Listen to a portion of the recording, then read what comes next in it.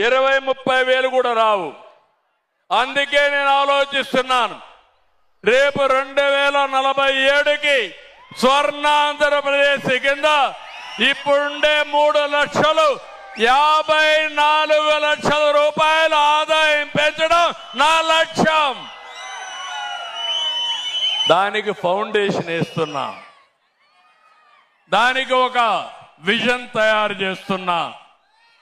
రైతులు ఏ విధంగా ఉండాలి, మా ఆడబిడ్డలు ఎట్టుండాలి, మా పిల్లలకు ఉద్యోగాలు ఎట్ట రావాలి, ఐటీ ఎట్టుండాలి.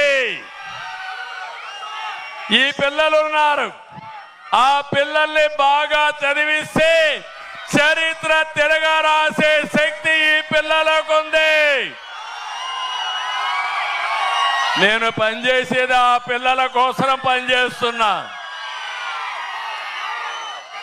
నాలెడ్జ్ ఎకానమీలో ఈ పిల్లలు శక్తివంతమైన యువతగా తయారు చేయడం నా పట్టుదల. దీనికి కులం లేదు, మతం లేదు, ప్రాంతం లేదు. నా తెలుగు జాతే నాకు ప్రాణం. ఈ తెలుగు జాతి కోసమే నా జీవితం.